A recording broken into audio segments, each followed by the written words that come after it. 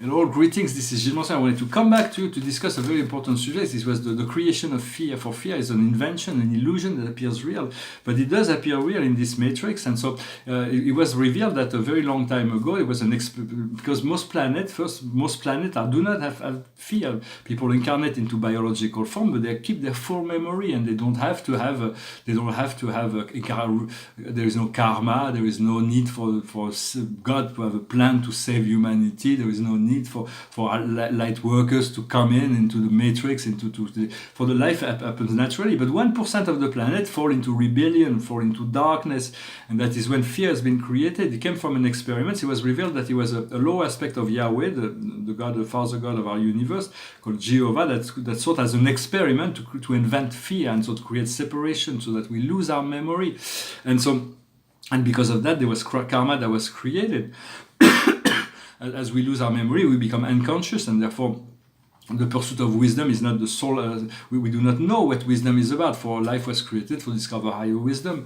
But as first we have to separate that which is good for us, that which is not. For it is symbolized in the great religions as the loss of in the Garden of Eden, the story of the fall of man. But man has never fallen. He's fallen from grace in his mind, but in truth he's always been a divine being of light. So it is just about abandoning fear and moving back into love, shifting back into the true nature of love that is the essential nature.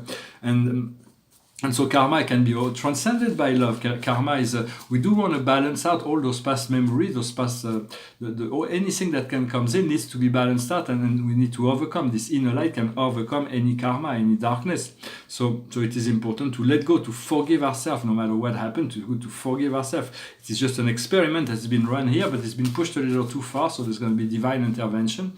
There is a timeline that will people that will ascend into this world of wisdom, of concord, of peace, a golden age for humanity, and there is those that will self-destruct with the old matrix. So do not let yourself be going down with the ship, because this old ship of materialism and greed and power over will self-destruct. And do not release yourself from that responsibility and move into this responsibility of creating a heavenly paradise for yourself. For God is willing to help and assist you and can create that for you if you just ask, and ask that with enough belief that you can manifest it, the universe can manifest it for you. For in a sense, everything is we're part of this field of love that's created by Mother Earth and Father Sky, Father Sun. We want to return to our solar nature, to unite our flame with the great flame of the great central sun. For we are a sacred divine flame. And well, I've been for a very long time, I've been a guardian of the higher visions. It means it's visions sometimes we can create. We use our vision to create, but the higher vision comes to us. It is something that we don't create. It just comes, and sometimes we do understand, sometimes we don't understand, but we use that as a tool of creation. They are hints. The higher vision is showing us the future always. It's like aspect of the future to tell us where God wants to lead humanity on. And so it is a responsibility to anchor that vision and to move as much as possible into the alignment with this I am presence. Whatever vision you receive inside of you, whatever insight, whatever intuition, it's really what's essential. This is really what you want to follow. For there is 8 billion timelines that are being run, but so many are discordant. So eventually they will all be aligned. So slowly there is this alignment that is coming. So we do not want to criticize the game or the actors. We want to be contemplative and trust that the process will happen the process will naturally unfold as it should. We're moving into the age of light, so the light will expose the darkness, and once the darkness is exposed, it will be transmuted. And so, I hope this message was interesting for you. I want to say whatever comes in and out of our body is really important. The food and drinks will either accelerate or slow down our vibration, but yet it is purely our intention is the most powerful force in the universe. So no matter what we eat or drink, it's still if we have a pure heart, we'll continue to ascend. And even if we're completely zen and we eat very, very well, but we entertain bad thoughts and we have bad intention and so on, that we will not ascend. So it is not about food and drink, but the light body is conditioned by the words that comes out of ourselves and the food and drink that comes in. So we slowly but surely we can clean up this. We can make sure our words are kind, our words are intelligent, and everything we say do not hurt anybody. And then we cleanse up, we purify slowly but surely our physical habit of what we drink and eat and how we nourish ourselves. So it is important to continue this cleansing. Well, I hope this message was interesting for you. Behind me is a painting I've never shown. Pretty much finished. We cannot see all the details from there, but I will soon be able to show those paintings. It's about the 100 constellation of our local universe named Nebadon, and then there is the other universe around it. That's Sansalon, Portelon, Wolverine, Alvaring, Fanoving, Avalon, and Ansalon. Avalon is our twin universe. Local universe. For at the beginning, when our universe was trained, we had to borrow a lot of celestial life from Avalon, which is a little bit older universe, because we were like. But now we have all our celestial personnel that's in place in this universe. And here is Salvington, the central world, and there's this 100 constellation. Each constellation is ruled over by the constellation Father, the Most High, and so one day we'll be able to surrender the administration of our planet to the Most High. There will be a celestial being that will rule over our world, which will be a lot better than the collective egos, and because we'll move into the state of paradise for all beings. And so it is all part of the process. It is all in the works. For now, we of course we are in a great deal of transition. There's a great deal of newness, new energies that are coming in, and so I hope you enjoyed those times. I'm going to pull a few cards to see. The highest wisdom for us today is karmic relation. To understand those relations, every relation is karmic, whether it's positive or negative. Every relation has a meaning in our life. We have to let go and surrender and forgive and bless all the negative energy, and we want to forgive, and with the positive energy is nothing to forgive, but we can release them. But they will be, it's not because we release a positive energy that it disappears. On the contrary, it's like we have to set people free. Once they are free, the connection happens naturally. But to understand those karmic relations, those things that we need to make peace with in order to be free, what we need to understand is faith and hope and faith. It is using that hope and that faith. What we need to do is the one or the none. It is about not getting too distracted, but it's about also being able to step out of that role, also of being, we don't necessarily, some people sometimes we feel that we need to keep our energy, to not dissipate our energy, our sexual energy, our vital energy, our spiritual energy, our willpower, our heart and our light. And so we want to concentrate those energies, but there is time when it doesn't mean that we should deprive ourselves from romantic love. For romantic love is very potent and powerful teacher as well.